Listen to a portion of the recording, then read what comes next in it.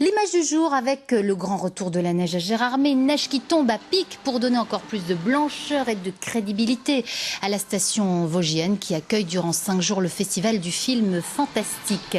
Donc Moon Boots et Mitaine conseillés donc pour cette 18e édition en direct de l'espace lac de Gérardmer, l'une des salles de projection. On retrouve Mathieu Morel à quelques minutes de la cérémonie d'ouverture. Bonsoir Mathieu, tout le monde est arrivé ?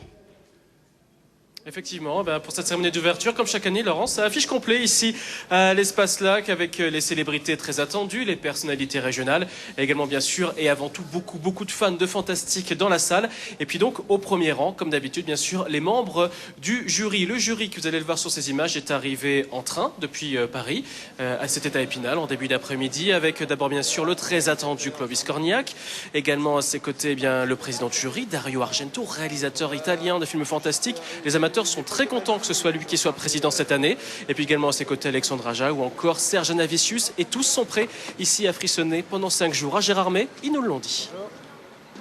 C'est, je pense, le plus important festival du fantastique, des films d'horreur qui existent dans le monde.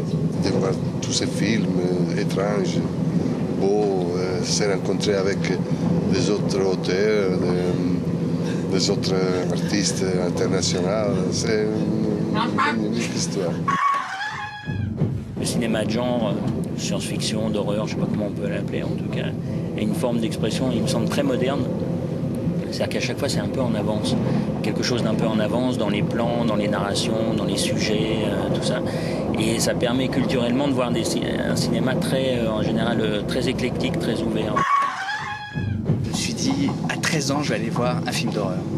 Et donc j'ai été voir Halloween 2, par exemple, qui était un film totalement terrifiant.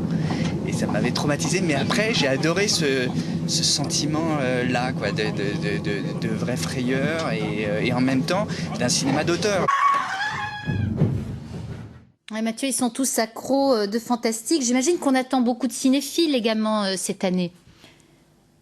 Comme chaque année, Laurence, ça fait quelques années maintenant qu'ici à Gérardmer, pendant 5 jours, ce sont 40 000 entrées. 40 000 entrées, vraiment, c'est beaucoup pour un festival de cinéma. Et cela, bien sûr, c'est grâce à tous les fans du genre, tous les amateurs qui viennent ici, fidèles, chaque année. Et d'ailleurs, ils étaient là dès le début d'après-midi pour être les premiers à acheter leur passe. Ils vont voir un maximum de films, ces amateurs. Et d'ailleurs, c'est pour eux, comme ils sont de plus en plus nombreux, que cette année, le festival a décidé de faire des nocturnes. Il y aura des séances, ce sera au casino, à minuit, 2h, 4h, 6h du matin, voilà, du 24 heures du non-stop pour que chacun puisse voir et donc un maximum de films en compétition. Donc plus de projections, Mathieu, cette année 120 au total. Voilà, 120 au total pour 9 films en compétition. Voilà, effectivement, il y a donc 9 films en compétition. Le premier est projeté ce soir. C'est un film américain de ville. Comme chaque année dans la sélection, il y a des films asiatiques, des films européens et puis des pays un peu moins attendus cette année. Il y aura notamment un film marocain, un autre uruguayen. Vous voyez justement ce petit aperçu de la sélection.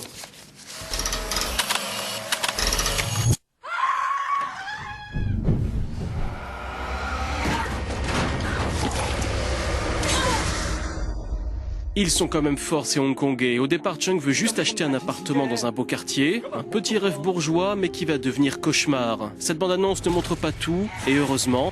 Dream Home, c'est la crise de l'immobilier version attention aux petites annonces trompeuses.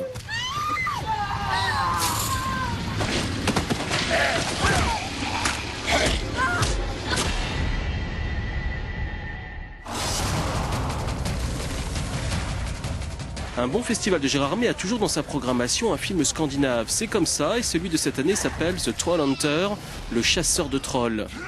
Imaginez des grosses bêtes pas gentilles du tout face à des étudiants trop naïfs, et devinez qui va gagner.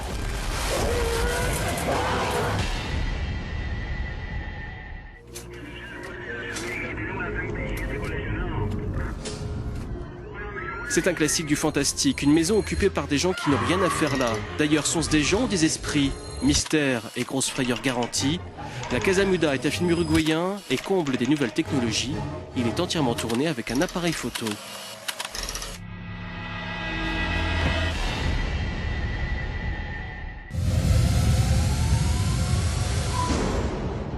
terminons par une petite balade dans le désert marocain. Il fait chaud, de plus en plus chaud. Pour survivre, il va falloir trouver de l'eau et une sacrée dose de courage. Mirage annonce comme une belle surprise de cette 18e édition. Et voilà Laurence, bien sûr, on se retrouve dans toutes nos éditions. Et bien sûr Laurence, on se retrouve dans toutes nos éditions et également sur France3.fr Internet, n'oubliez pas. Merci.